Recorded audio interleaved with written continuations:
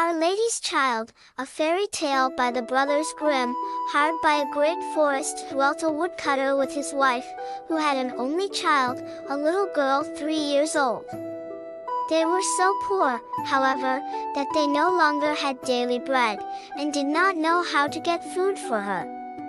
One morning the woodcutter went out sorrowfully to his work in the forest, and while he was cutting wood, suddenly there stood before him a tall and beautiful woman with a crown of shining stars on her head, who said to him, "I am the Virgin Mary, mother of the child Jesus. Thou art poor and needy, bring thy child to me, I will take her with me and be her mother, and care for her." The woodcutter obeyed, brought his child, and gave her to the Virgin Mary, who took her up to heaven with her. There the child fared well, ate sugar cakes, and drank sweet milk, and her clothes were of gold, and the little angels played with her. And when she was 14 years of age, the Virgin Mary called her one day and said, "Dear child, I am about to make a long journey, so take into thy keeping the keys of the 13 doors of heaven. 12 of these thou mayest open, and behold the glory which is within them, but the 13th, to which this little key belongs, is forbidden thee. Beware of opening it, or thou wilt bring misery on thyself." The girl promised to be obedient, and when the Virgin Mary was gone, she began to examine the dwellings of the kingdom of heaven. Each day she opened one of them, until she had made the round of the 12. In each of them sat one of the apostles in the midst of a great light, and she rejoiced in all the magnificence and splendor, and the little angels who always accompanied her rejoiced with her.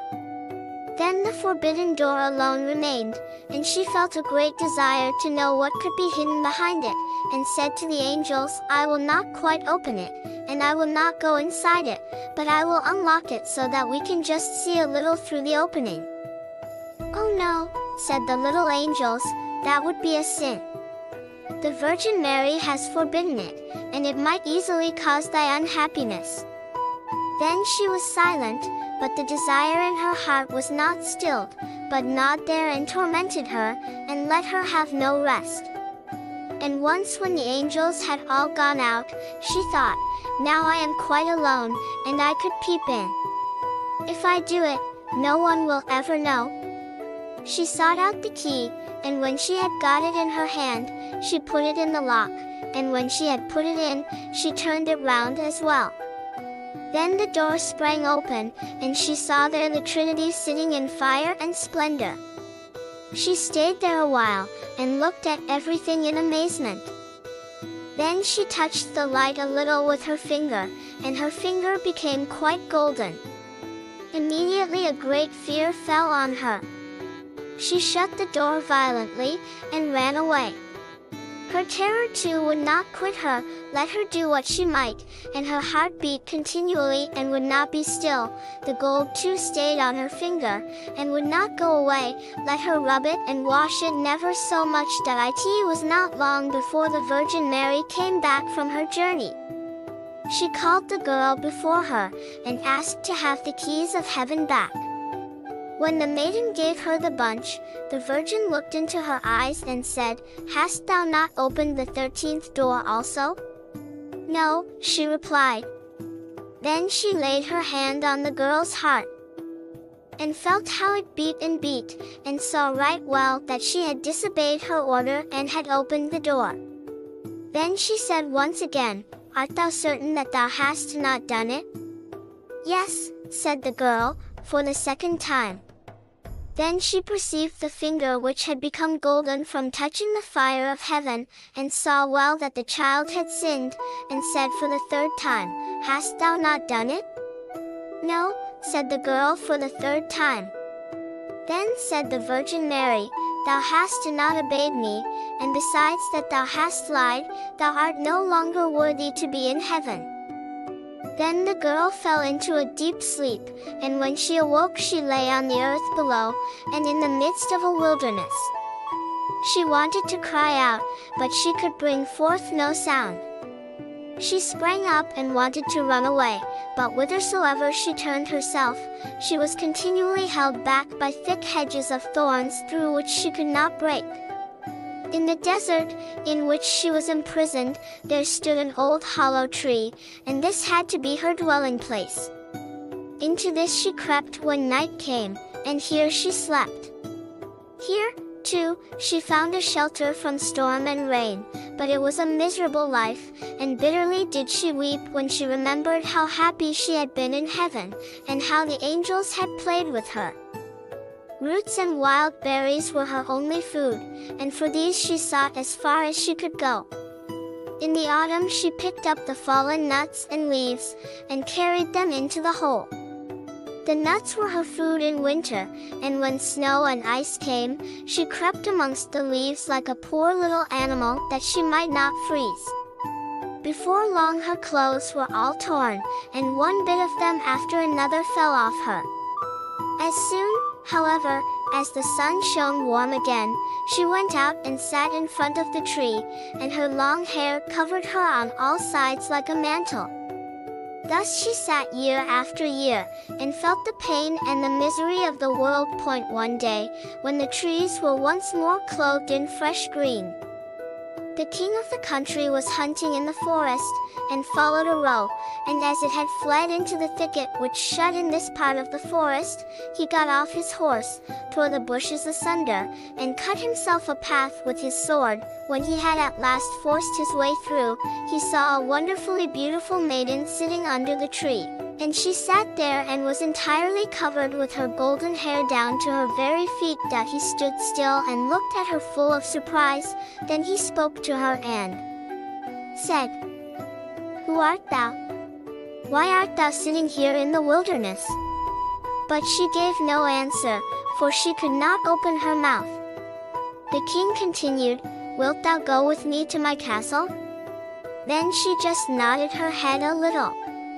The king took her in his arms, carried her to his horse, and rode home with her, and when he reached the royal castle he caused her to be dressed in beautiful garments, and gave her all things in abundance.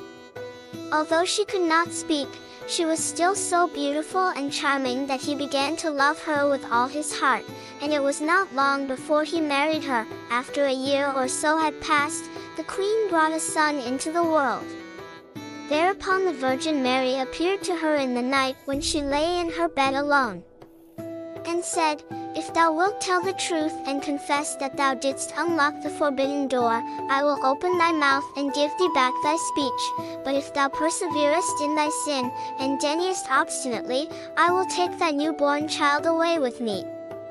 Then the queen was permitted to answer, but she remained hard, and said, "No, I did not open the forbidden door," and the Virgin Mary took the newborn child from her arms, and vanished with it. Next morning, when the child was not to be found, it was whispered among the people that the queen was a man-eater, and had killed her own child. She heard all this and could say nothing to the contrary, but the king would not believe it, for he loved her so much.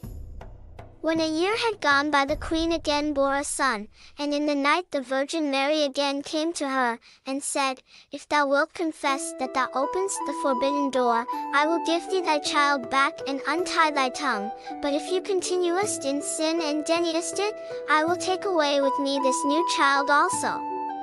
Then the queen again said, "No, I did not open the forbidden door," and the Virgin took the child out of her arms, and away with her to heaven. Next morning, when this child also had disappeared, the people declared quite loudly that the queen had devoured it, and the king's counselors demanded that she should be brought to justice. The king, however, loved her so dearly that he would not believe it, and commanded the counselors under pain of death not to say any more about it. The following year the queen gave birth to a beautiful little daughter, and for the third time the Virgin Mary appeared to her in the night and said, "Follow me." She took the queen by the hand and led her to heaven, and showed her there her two eldest children, who smiled at her, and were playing with the ball of the world. When the queen rejoiced thereat, the Virgin Mary said, "Is thy heart not yet softened? If thou wilt own that thou openedst the forbidden door, I will give thee back thy 2 little sons." But for the 3rd time the queen answered, "No, I did not open the forbidden door." Then the virgin let her sink down to earth once more, and took from her likewise her 3rd child. Next morning, when the loss was reported abroad, all the people cried loudly, "The queen is a man-eater. She must be judged," and the king was no longer able to restrain his counselors. Thereupon a trial was held, and as she could not answer and defend herself, she was condemned to be burnt alive. The wood was got together, and when she was fast bound to the stake, and the fire began to burn round about her, the hard ice of pride melted, her heart was moved by repentance, and she thought, "If I could but confess before my death that I opened the door."